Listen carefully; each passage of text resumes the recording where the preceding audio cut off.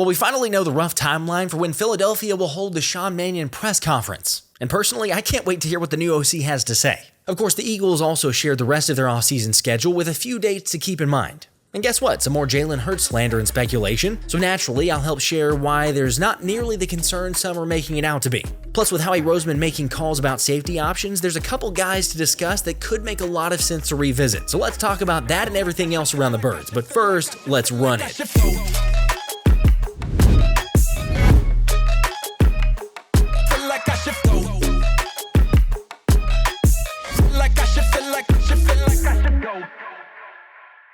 What's up, guys? Guess what? We actually know now the general timeline for when we're going to hear from Sean Mannion, with the Eagles announcing their 2026 offseason workout schedule. And here are the key dates to know. First day kicks off on April 20th, which consists of first 2 weeks of the program being activities limited to meetings, strength and conditioning, and physical rehab only. Then the next 3 weeks after that, the program will be on-field workouts, including individual and group instruction drills conducted at a walkthrough pace. It's important to note here that there's still no live contact at this point, nor can they have team offense versus team defense drills. For the record, where they can do that is during the organized team practices with 7-on-7s, 9-on-7, and 11-on-11 drills during the OTA offseason workout period. Which for Philly this year, that will be May 26th and 27th, May 29th, June 1st and 2nd, and June 4th. And then there's also the mandatory minicamp period, which will be on June 9th and 10th. However, if you haven't thought about it, the one presence that might be a little bit noteworthy to see if they show up before the mandatory minicamp period is A.J. Brown.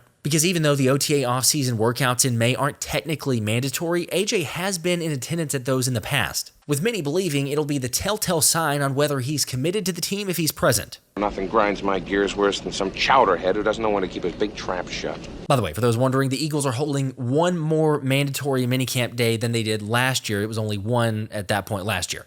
Granted, if you ask Vic Fangio, you can never have enough practices, and considering that the offense is going through a complete overhaul, I'm a fan of getting in as many reps as they possibly can. Plus, we finally get to hear from Sean Mannion. Although for the record, I thought this initially, and it feels like it's been an eternity that we've not gotten to hear from the new OC, it's not actually out of the norm. FYI, I did some double checking on this for you, but Kellen Moore's first press conference didn't come until May 9th, which was back at OTAs in 2024, where we learned what he expected out of the offense, how he planned on utilizing the talent, and what his strengths were as an offensive coordinator. So hopefully we can get some similar insight from Mannion because I'm hyped to hear from him. And just to confirm the feelings that a lot of the players have echoed already about the new offense. Because the last thing we want is an incompetent offensive coordinator who is clueless at what to call in the waning moments of a high-pressure situation. Ultimately, Jalen's the one who said, let's run that play. I concur, and it was written that way in that story. I agree with that, yes.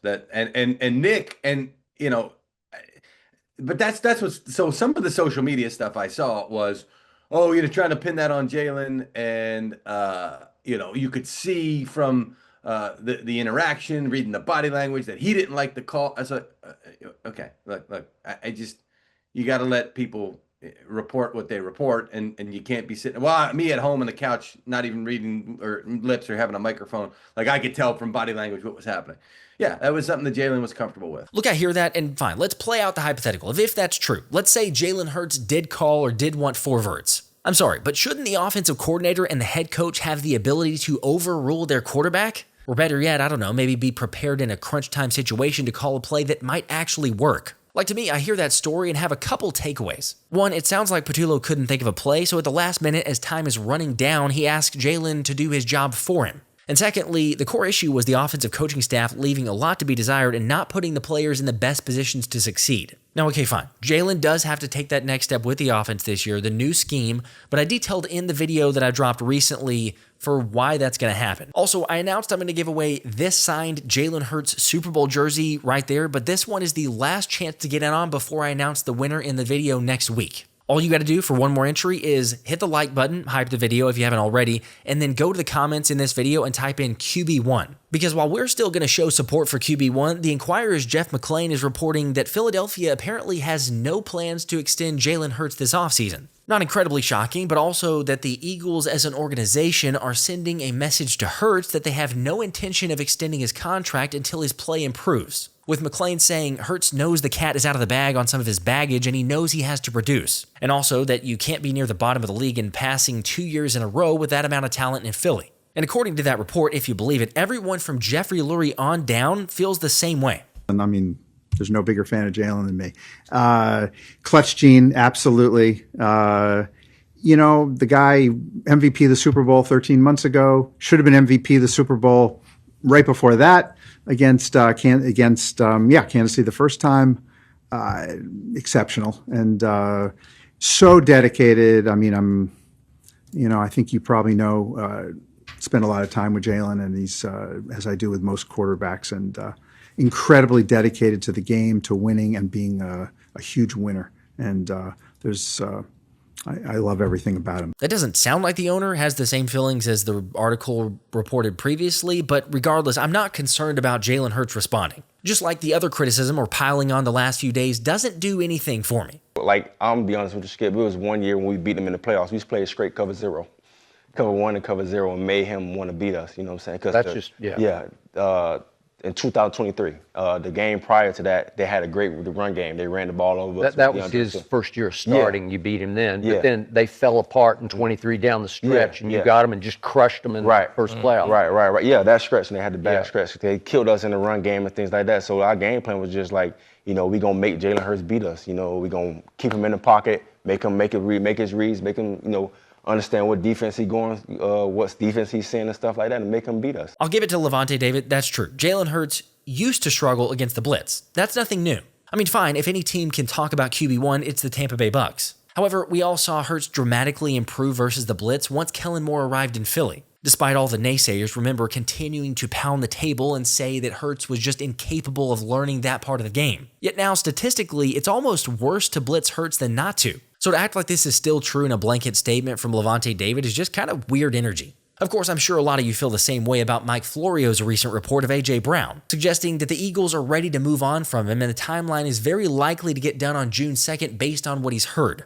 Now, timeline there, not as shocking because yes, that would be when they would make a trade if they were going to, although the bigger point Florio wanted to make, and kind of the weird one, is the suggestion that A.J. Brown's trade value has significantly decreased. And that being due to the recent looks at his medicals and growing concern around his knees. The Patriots, my understanding is, are around second-round draft pick compensation. I mean, they've found themselves in a difficult spot where they're probably going to have to take less because everybody knows he's not one for Philadelphia. And not only that, but he is 29 years old. He does have some knee issues that I think are a real concern.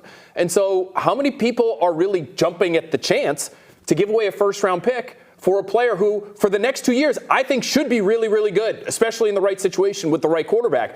But after that, you're not so sure. So to me, second-round pick makes much more sense, Beetle, because there is no shot that the Patriots should be willing to give up their first-rounder next year because you have no idea where that thing's going to be. That is way too risky to give away that pick. Sorry, but if the price ends up being a second-round pick, I don't see, or it's very hard to believe, Howie Roseman pulling the trigger for that price. Anyway, the Eagles have been involved in several trade rumors, and I don't expect that to change in the next few months. Plus, Howie's already made 2 trades in the first month of the new league year, which FYI is the same amount of deals that he made at this time last year and in 2024. But we know he's committed to making a move at safety, and Anthony DeBona recently threw out a couple options as a topic of discussion. So first, we got a former Fangio player in Deshaun Elliott, with Anthony suggesting a 2026 fifth-round pick in exchange for the 28-year-old. After all, the Steelers have moved Jalen Ramsey to safety and signed Jaquan Brisker. Not to mention Elliott only played 5 games last year due to a knee injury. And if he's got some questions in Pittsburgh for how much usage he's going to get, they've already got some guys in place there, then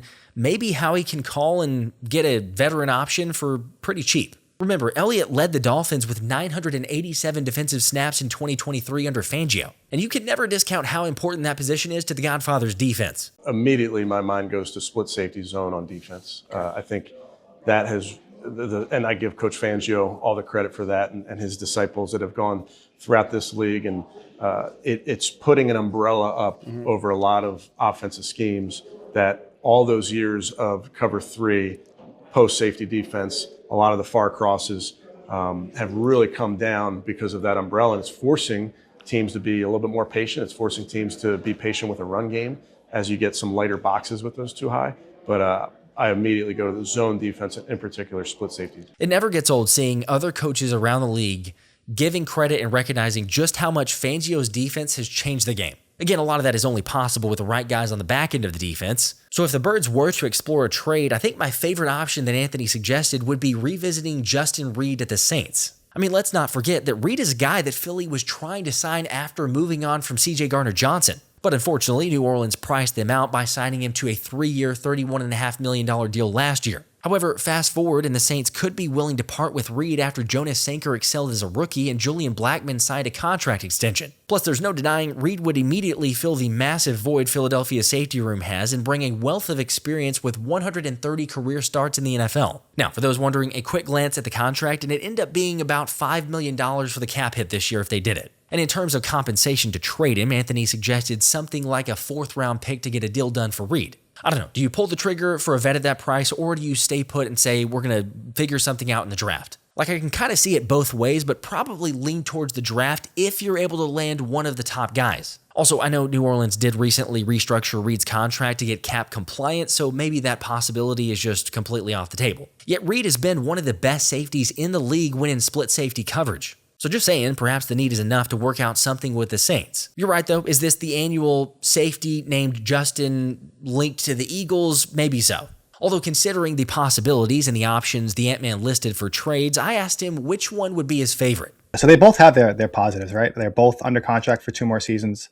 Deshaun Elliott played almost 1,000 snaps for Vic Fangio in Miami, but I'm probably going to lean towards Justin Reid. I think the fact that they were flirting with him, or it seemed like they were very interested in him last offseason, right? They didn't get a deal done.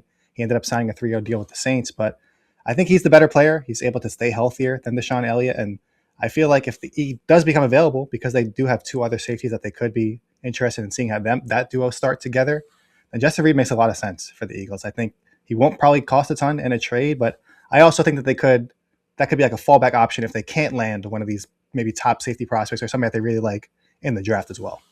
And that's a big question, too. I like that as well for Justin Reid, which is why I did the shout-out earlier for the article, and everybody should go check that out, thephillyspecialshow.com, or Anthony DeBona at DeBona NFL for the latest around the Eagles. Question to follow up on that, though. So you do mention, obviously, draft or trade. It feels like getting the idea from that already. But if you pick one or the other, would you prefer the Eagles to draft a safety fairly early and go with some starter there, or is trade the better option for you? Yeah, I understand a concern that a lot of people have about, like, if they're going to draft somebody and then you're starting them next to Andrew Mukuba, who didn't start a ton of games. But at the same time, it's like, if you just use a draft pick on a player, you have them under control for at least 4 years. If they're a first-round pick, then you have that 5th-year option. So I feel like, especially in this year's draft class, where it looks like some of those top names, like an Emmanuel McNeil-Warren or a Dylan Thiedemann, they could line up with the Eagles picking with that 23rd pick in the first round, right? And if that's the case, it almost feels like it would be too good to be true to pass up on either one of those players at safety. So I'm definitely leaning more towards going in the draft. And if all else fails, then you could always trade for somebody. If you just look at previous years, like they did for CJ Gardner-Johnson, that was in August. They traded for Kevin Byard during the season, right? Like, so Howie Roseman has been able to address the safety position early, like later on in the offseason or even during the regular season. But I just like the stability that a long-term option would bring if you get somebody in the draft and have them grow next to Andrew Mukuba. And I feel like there are other names too that they've shown interest in. If you go to my meeting tracker on the phillyspecialshow.com, there's over 130 prospects there, but there are quite a few safeties like Emmanuel McNeil-Warren, who they had a formal meeting with at the Combine, Zakee Wheatley from Penn State, Jalen Kilgore is a guy that they're bringing in on a 30 visit. Even Michael Taff is a guy that they had a formal meeting with at the Combine. So this is a really stacked safety class overall. So I feel like the draft would definitely be the direction to go. You made the comment, and we've talked about this offline also, but the Cooper DeJean, Quinyon Mitchell, being able to play together, younger corners, I can understand like an argument to be made, I guess, of you don't necessarily have to have that veteran leadership at the position for safety. But is it different at all to you? I'm just curious, like, 'cause it's a Fangio defense, and he asks a lot from every position, sure. But like the middle of the defense and where or how Fangio plays his safeties is different than a lot of teams. And that's what teams try to copycat league, for him using his safeties and different coverages. Is it any concern at all? I mean, just for the level of, like, if you were to, I know it's all hypotheticals, but that's where we're at in this point of the season. But like, if they go out, I'm 100% on board. Like, if a Dylan Thiedemann or Emmanuel McNeil-Warren or heck, Caleb Downs falls so far and they're able to go to get him at Philly, that'd be fantastic. But any slight concerns there as far as like the experience or the lack thereof for a safety position if you got two guys very young? Yeah, I totally understand that kind of concern, and it makes sense because you would be going into, it's not like where cornerback in 2024 where they had a Darius Slay alongside Quinyon Mitchell and Cooper DeJean, right? So you have that veteran out there on the field. You're going to have just two safeties out there, right? So if it's Mukuba and a rookie, that's not a ton of experience on the back end of the defense, right? But the fact that they did bring back Marcus Epps on a 1-year deal, I know he probably wouldn't be out there with them, right? Unless they go into like a dime package. But at the same time, just having that veteran that has a relatively stable floor, he has starting experience where if one of the young guys does struggle, you can kind of pull them out and put Marcus Epps in, and I think you'll feel okay with that situation. Where it was funny in 2024, you thought like Darius Slay was like the rock solid guy, and the other two would have to take their lumps and kind of grow along the way, right? But Darius Slay ended up being the one that was getting targeted. He went out with injuries, and Isaiah Rodgers had to come in and things like that. So who knows what will happen as far as if they do go with two young safeties. But long term, I feel like that's the much better kind of way to go about things as well. Makes sense. You get your break glass in case of emergency with Marcus Epps. But there is obviously a reason for people that are curious, questioning, wondering.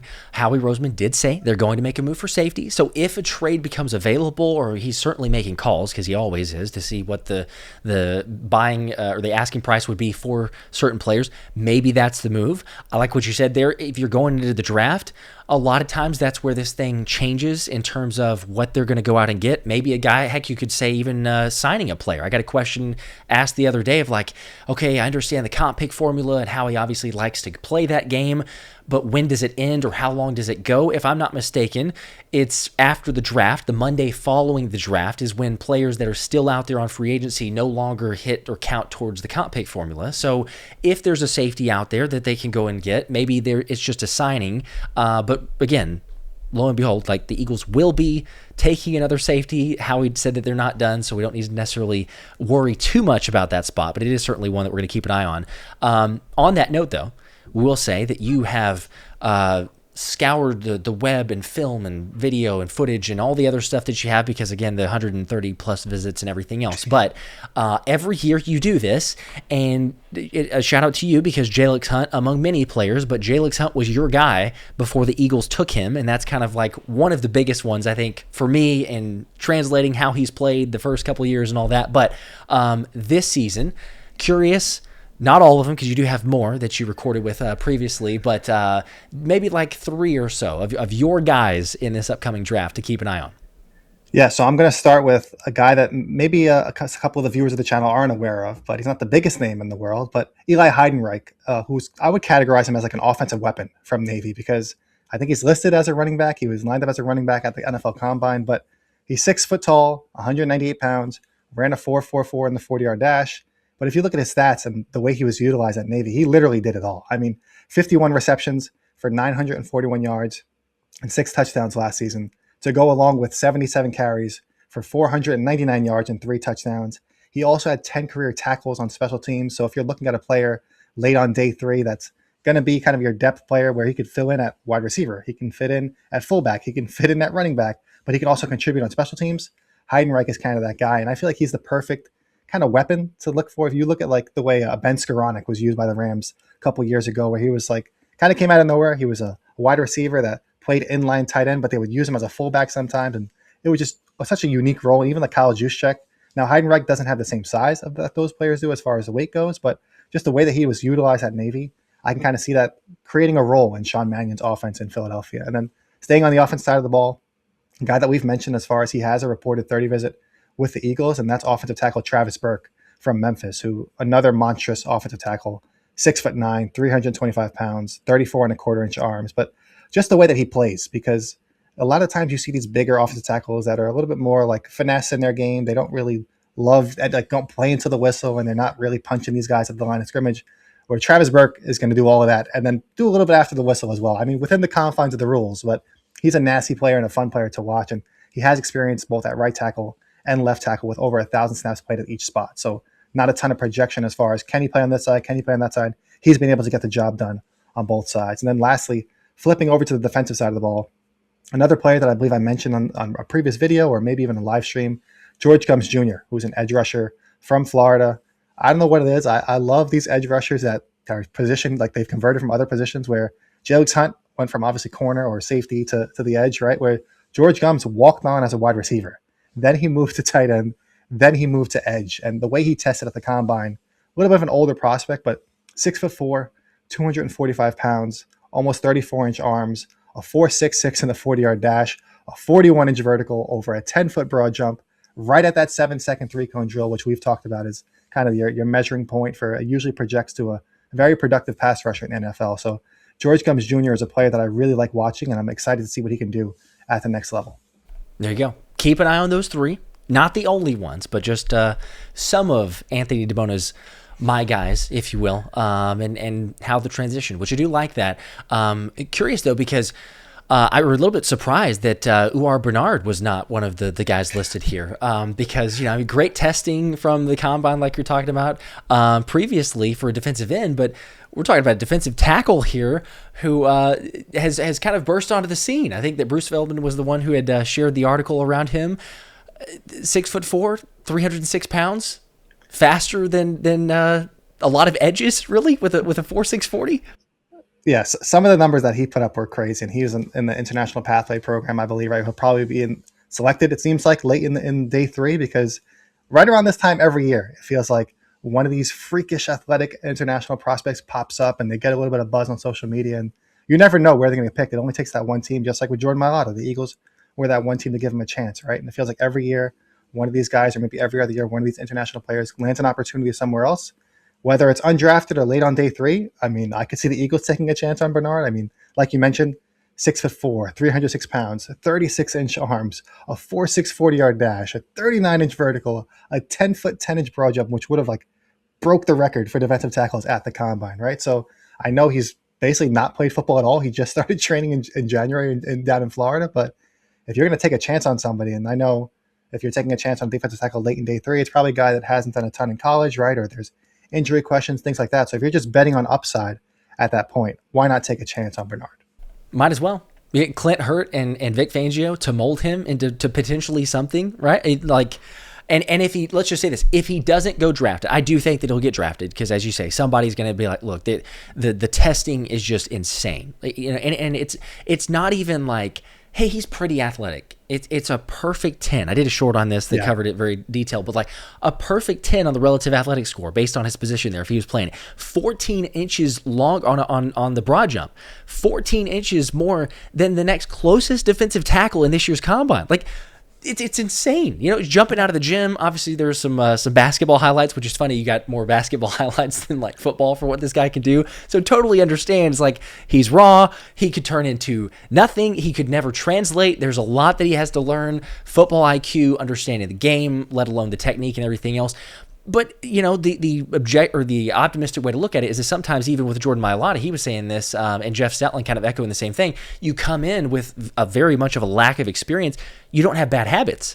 So if the Eagles did take a flyer, and let's say that they either take a trade back or get a 7th round pick or something like that, make a selection on him, or he doesn't get selected, we've seen so many different times that agents will kind of encourage their players to go to Philadelphia because they're like, look, they're the ones that are going to try to make this thing work. We've seen Jordan Mailata, as you mentioned there, but there's a lot of other guys that late round picks or even UDFAs that end up getting a spot on the roster and making a bigger time impact. So, Darius Cooper, you think about Reed Blankenship. I know Moro Ojomo was a 7th round pick, but still not a. That's exactly who I was going to. Okay, so that's exactly who I was going to mention. I mean, he's a guy that's developed into a starter in Philadelphia, right? I mean, late 7th round pick. Now it looks like after next season, assuming if he just replicates what he did last season, right, and does it again, and even with Jalen Carter in and out of the lineup, if he just does it again, he has 5-6+ sacks, and he hits free agency, he's going to be due for, I don't know if it's going to be the Milton Williams type of payday, but it's going to be a whole lot of money. And like you mentioned, that's exactly why a lot of these agents will be like, listen, don't take my client in the 7th round to these other teams. I want them to go to Philadelphia and let them go in that program with Connor Barwin and the kind of the program that they've built as far as developmental wise and getting these guys ready and acclimated, even if it takes a year or two for them to hit the field. Once they do, they're going to make an impact. Let's go ahead and let's just see. Let's take a shot. Maybe it translates, and if it doesn't, a lot of those guys very rarely even make the roster, maybe a practice squad, but I would love to see it in the building. They did it with Laken Vakalai, I think last year, if I'm not mistaken. He didn't translate, but still they're willing to do it, and they've proven it, as you mentioned earlier. So Howie Roseman, that guy's on his radar, and it's Uar Bernard. I had to look up the double check on the phonetics for that, but keep an eye because that dude, if you've not seen already, somebody is going to take a chance on him. And if he can translate, if he can figure out the fundamentals of the game, the technique, the athletic testing is off the charts. So it will be exciting to see. Again, not perfect. He's got some flaws, lots of them probably, but everybody does, regardless of what position you play. That's the same thing goes for quarterback. Every quarterback in the league has flaws. Somehow, or for some reason, like Jalen Hurts, criticism just is overinflated. We know that he's not perfect. You can admit that. Like, objectively speaking, he's not a perfect quarterback. Yet the article from Tim McManus, Jeremy Fowler, talking about some maybe uncoachability, or however you want to necessarily buy into that phrasing there. Jalen Hurts at a crossroads, almost like he's not willing to jump on the moving train of this overhaul system. Curious, because we've, again, texted about this offline, but we haven't recorded since the article came out. So for those that have not heard, at least audibly on the recording wise, just your overall thoughts on the article and the criticism of QB1. Yeah, so when I first saw the article come out, it was like that, the clip from Grand Theft Auto where it's like, oh man, here we go again, right? Because it seems like I appreciate the paraphrasing, but yes. Yeah, whenever the Eagles have a poor season, right? They obviously lost in the first round of the playoffs. You could pretty much book it that at some point in the offseason, there's going to be an article coming out that has multiple sources criticizing Jalen Hurts, either whether it's for his personality or for his lack of personality or for his lack of involvement with other players off the field. Or now this one is kind of like his coachability and things like that, where it's just frustrating because, and I tweeted about this, I basically sent like 2 tweets about the whole article where I was like, he's won 63 of 92 career starts. He's made it to the Super Bowl twice, won once, probably should have won Super Bowl MVP twice. Like he outplayed Patrick Mahomes in both Super Bowls. And yet you won't see another quarterback that's criticized as much as Jalen Hurts. And it's crazy to me because I understand the way he wins. It's not pretty. He doesn't throw for 5,000 yards. He doesn't throw for 50 touchdowns. He doesn't make these ridiculous throws consistently where he's just putting up these 300, 400-yard passing games. I get it. It's not the prettiest game. But at the end of the day, he says it. He said it himself. It's going to look how Jalen Hurts wants it to look, but he's going to win, right? And there's no denying he's won almost 70% of his career starts. And not a lot of, if any other quarterbacks can really say that for the totality of their career. But especially when you see the coaching turnover that he's dealt with, right? It's not just he's had 2 different head coaches, right? But he's had 4 different OCs, and then they didn't have technically an OC his first year with Doug Peterson. But regardless, it's if you look at the formula, right? It's experienced OC, even if they have just 1 year of play calling experience in the NFL, plus Jalen Hurts equals trip to the Super Bowl, right? And then when it's been a first-year play caller, Brian Johnson or Kevin Patullo, it's been a first-round exit in the playoffs. That's just like, that's the formula where I know, I live in New York. I know fans of the Jets that wish they had the amount of playoff success that Jalen Hurts has had during his tenure, right? So it's just crazy to me to see how he's picked apart and I'll be the first to admit, I've bashed and I've criticized Jalen Hurts at times, but it was because of his play on the field. When he threw all those interceptions to get the Chargers, I was very critical of him. When he threw interceptions against other teams or made costly mistakes, I'm going to criticize him, right? But at the same time, when you take a step back, this is a big picture view. Jalen Hurts has been a phenomenal quarterback for the Eagles. And I know, like I said, he doesn't put up the gaudy stats. I don't think he's ever going to be a 5,000-yard passer and throw for, like he's just not going to do that. But what you do want to see is him take these little steps. We've already seen him evolve against the blitz. We've seen him take these steps forward. And now with Sean Mannion running the show, who's another first-year play caller, I get it. But given his experience as a player as well in the NFL and all these offensive minds that he has been exposed to, I am very excited about seeing if Jalen Hurts is willing to adapt and take on this challenge with Sean Mannion running the show. And again, it comes down to, I'm right there with you, but the uncoachability, that comment, and I saw people running with that of like, we'll reiterate this, and I mentioned this in the last video as well, but it's like, I'm not disagreeing, and it's not like I don't believe that Tim McManus and Jeremy Fowler were told these things that they reported. Like, they're good reporters of the Eagles. I believe they are sharing things that they actually got from sources. I don't think they just made it up out of thin air. The question becomes, who were those sources? And even EJ Smith, shout out to PHLY EJ Smith, great writing, great reporting, but beat writer there said that he can verify that some of those anonymous sources in the article are no longer with the Eagles.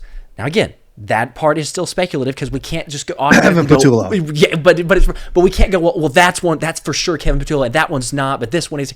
Again, I'm sure that there is some Jeff of it Stoutland, in Kevin Patullo, right? And there may be a Stoutland, there may be an AJ Brown. That one's still with the Eagles, but who knows exactly what it is? There's a lot of issue that I take with anonymous sources. I understand that nobody wants to really get behind it because, well, if I just throw shade that way, then it makes me look bad. I understand it. Like, this is the world that we live in. But the uncoachability to me is like, I think that that's being taken, maybe not a full understanding of what that necessarily means, right? Or someone says like, oh, he's not as coachable or something like that. Well, then it goes to, well, he's uncoachable. It's like, no, he's not uncoachable. Like, if you know Jalen Hurts, if you know him well enough, and you look back at his past history, even in college, and I did this kind of deep dive from the last video, but he questions things. Lincoln Riley's mentioned this. Nick Saban's mentioned this on, I think, the Pat McAfee show, whatever he got interviewed too. He's like, Jalen Hurts is going to question, like, not in a disrespectful way, but he's going to question and ask, do you believe this? Are you going to buy in as much as I need to buy into this? Because if you can't sell me on it yourself, then why should I sign up and go, I'm just going to like blindly follow this offense? So knowing what we do and looking back in the past, did you or I or most of the people watching, listening to this believe that Kevin Patullo could sell Jalen Hurts on what the thought was for the offense? You know, like regardless of who called that 4 verts play, multiple reporters have also seemed to confirm that Kevin Patullo was slow to the trigger. We saw it all season long, but he didn't really have a design for the last play call. And I'm sorry, if you're an offensive coordinator, it seems like one of your jobs should be like, let's see, if we're in a last-second situation and we're about 20 yards away, 25 yards away, we need a play call. Maybe we should have a couple plays, a couple options to just go to immediately. But the fact they had to call a timeout, come and assess it, and he still didn't really go like, yes, we're running this play. Even if Jalen throws out 4 verts, which was, again, that's not a great idea. If you believe that it was Jalen Hurts, maybe it was.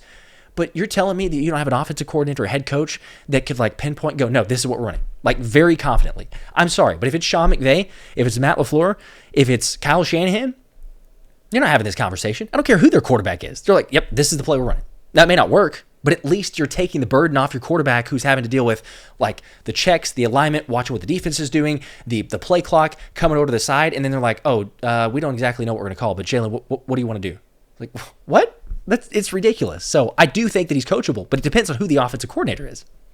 Yeah, and that's the biggest thing too, right? Is it seems like Jalen Hurts wants somebody that like has kind of been there before, right? Whether it was like a Kellen Moore, Shane Steichen, who've called plays before, where now with a Sean Mannion, he's literally been in his shoes as an NFL quarterback, right? Which is similar to Kellen Moore, where they have that almost player-to-player relationship where you've been in my shoes.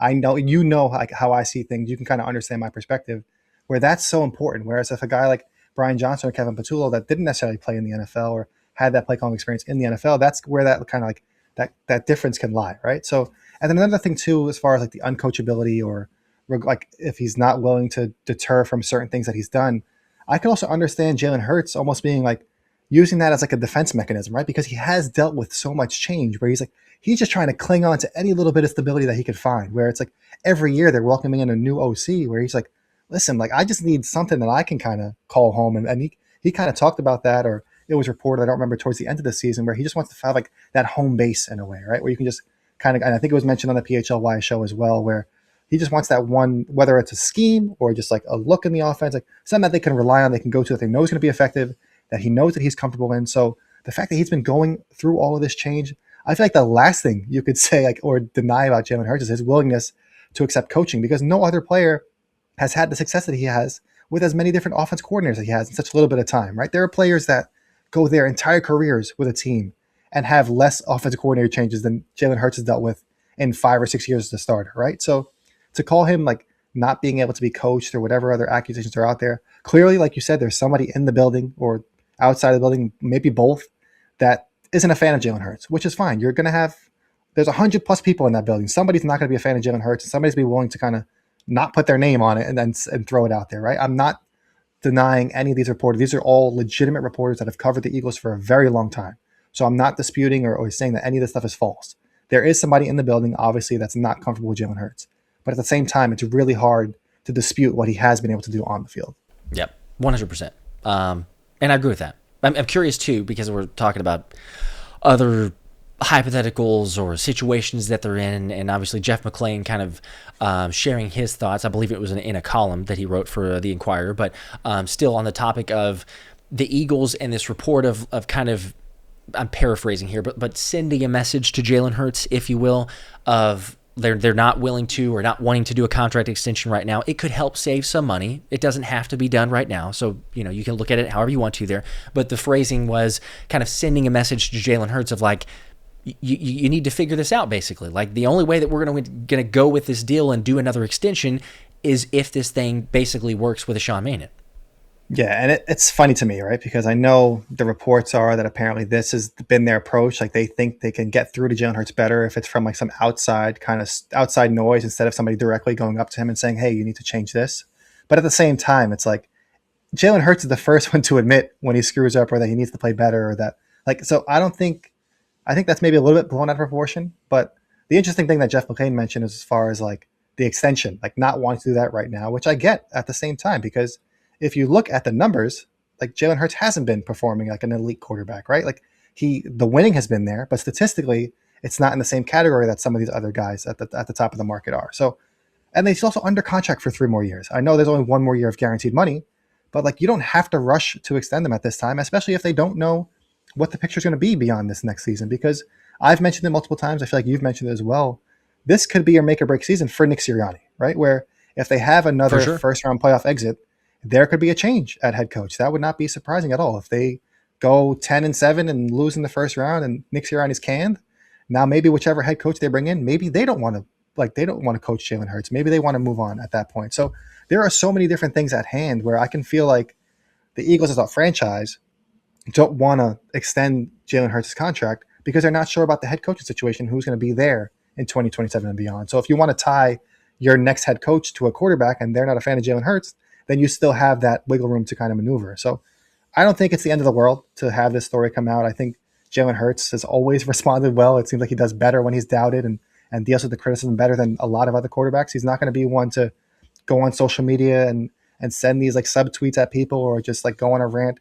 He's just going to put it all in, maybe even save it as a background on his phone again and just use it as motivation to just make another trip to the Super Bowl and prove the doubters wrong. So I'm not denying the legitimacy of these reports. There is probably some truth to it, but at the same time, I am excited to see the way Jalen Hurts responds to all of it. Yeah, and I mentioned as well in the last video, again, because not disputing Tim McManus, Jeremy Fowler, who are reporting things, again, that they're hearing, so believe that they get that.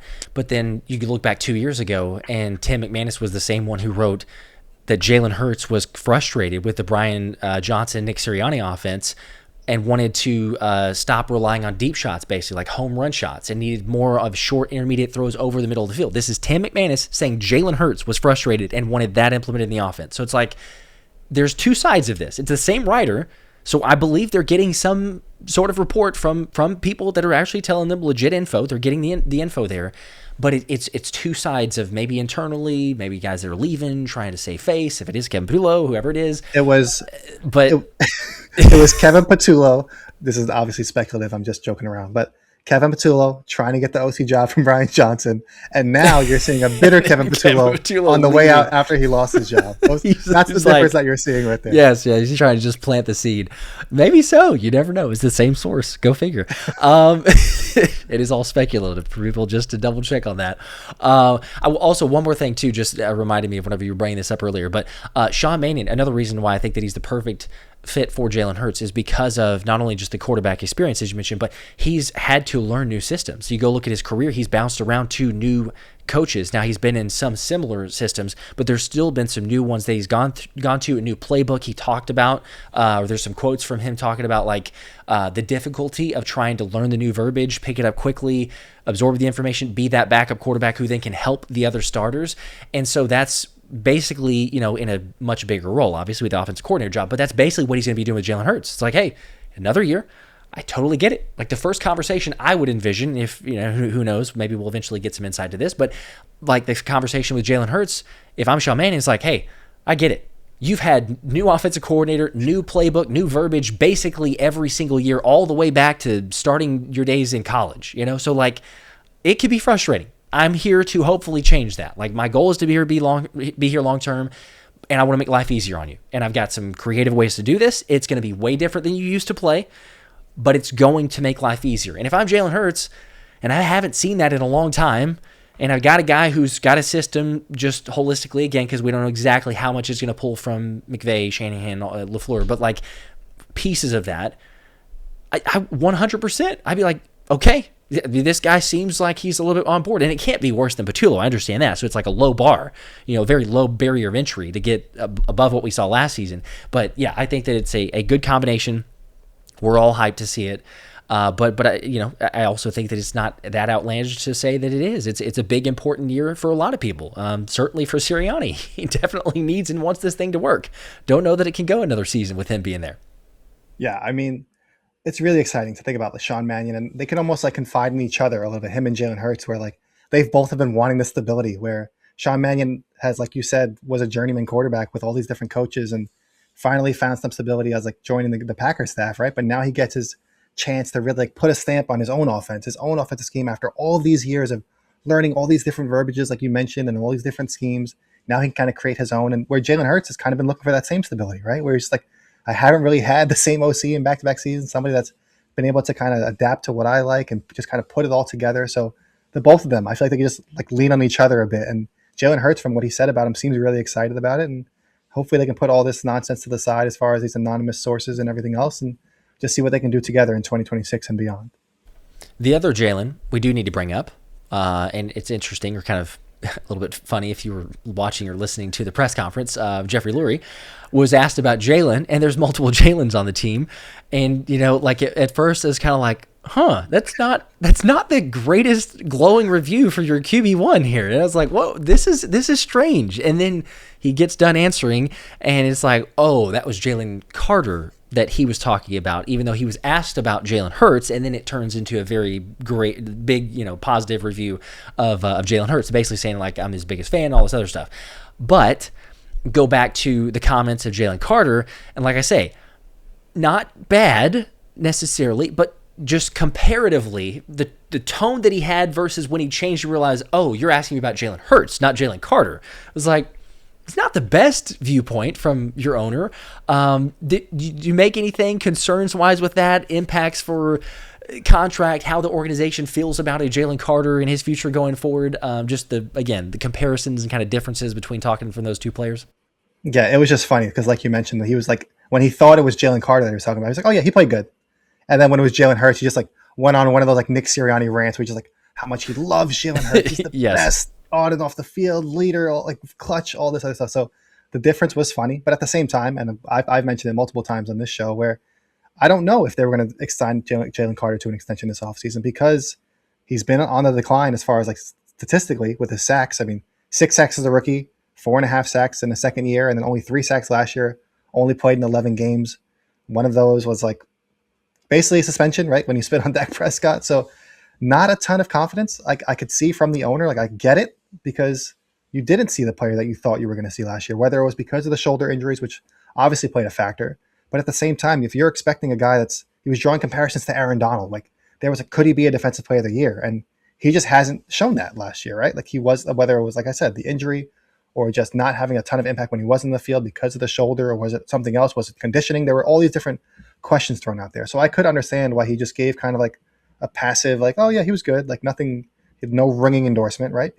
But at the same time, would it look great if he gave this amazing endorsement for him while he's also maybe negotiating a contract extension, right? Like you can't try and hold firm in negotiations and then say like how much you love the guy and he's going to be the best. Like you almost kind of want to play it a little bit cool to where you don't have to like overextend and put a ton of money into negotiations. But Jalen Carter is going to get paid regardless, whether if it's by the Eagles or some other team. But I could understand Jeffrey Lurie's kind of tepid reaction when he was asked about it, or thought he was asked about it. Right. Yes. Yep. No, it makes sense. That's a good point. I mean, you can't possibly go overboard if you're dealing with Drew Rosenhaus and then he gets some sound bites, some clips. It's like, oh, really? You think he's the best defensive tackle in the NFL?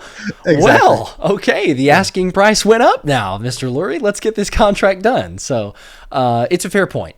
The one thing that he was not hiding at all is there's going to be a new stadium. I mean, he didn't say it 100%, but like you listen to what he's talking about, timelines and their exploratory research that they're doing and everything. Like there's a new stadium that is going to be happening fairly soon. 2032 is the lease coming up for the Link. Makes sense that it would happen at that point. But just kind of revisiting this, we've talked off and on. Dome, thoughts on that? Is it gonna be? Where are you at? I mean, I always prefer a dome. I feel like any new stadium that's built, and I made this point several years ago when before MetLife Stadium was built in Jersey. I thought like any new stadium should be a dome, and it should at least should have like a retractable roof, right? If you're not going to be a full-blown dome, you should at least have the option of being like indoor, outdoor, depending on the weather. I can understand people not wanting to do that. They want to be like the tough outdoor cold team, right? Like you want to be like the Lambeau Field. I get that 100%. But at the same time, for like fan experience and things like that, I think a dome is the cooler way to go, especially if it's a brand new stadium. If you're going to tear something down and then build something, I feel like all of them should be a dome or at least have that retractable roof. But then the main thing is I want to see it stay in that same area, like the stadium complex. I think that's one of the coolest things about the link is like you have the Philly stadium right there. You have the Sixers and Flyers stadium. Like it's so cool to just have that because you really don't see that many other places. And when it's like the off season, they can share the parking lots. Like one could open for the other. Sometimes it makes it a mess, like it was last year for the public practice where they had a concert going on at the Philly stadium. They just turned it into a whole big mess. So I get if they would want to go somewhere else, but at the same time, it would be cool to like keep it in South Philly in the stadium complex, or maybe just throw a dome, throw a retractable roof on top of the link. There you go. Save some money, maybe. I don't. It's very expensive, regardless. But maybe it's not worth it at that point, and they look to do otherwise. But yeah, I mean, Jeffrey Lurie said fan amenities is first and foremost. So then start going, well, okay, is that going to be a dome? At the very least, is it going to be like covered like Buffalo has, where the fans are protected from the elements more so, and then the field is open maybe. But then you don't host a Super Bowl because if you can't fully close it, that's not a guarantee, and they're certainly not going to play it in bad weather. I don't know.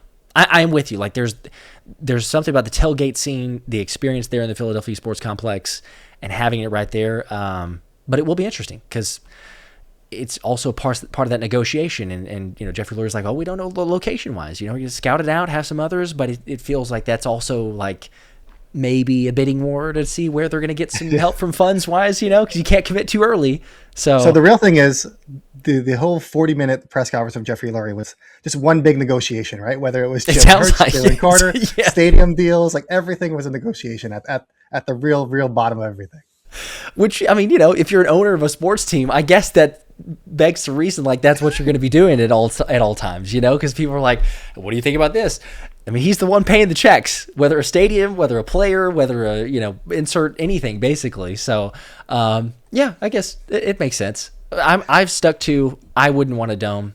I'm one of the crazies, I know, but they just surviving the elements as cold as it can be, that's fine. If it's rainy, whatever, like, I don't know.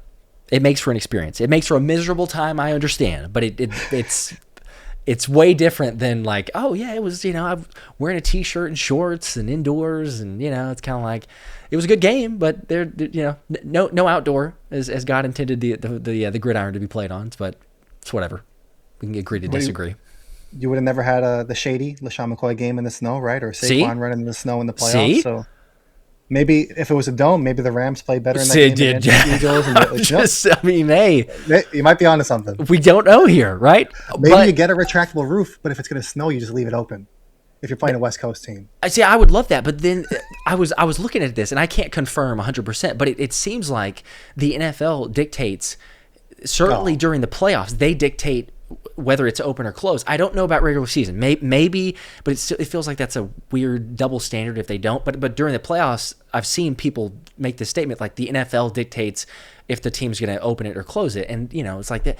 If it's a playoff game, high level, anything, just playoff game in general, I'm sure they'd be like, oh, is there a little bit of precipitation in the forecast or cold weather? No, just close it. Just close it. We're just going to do it. So, all right.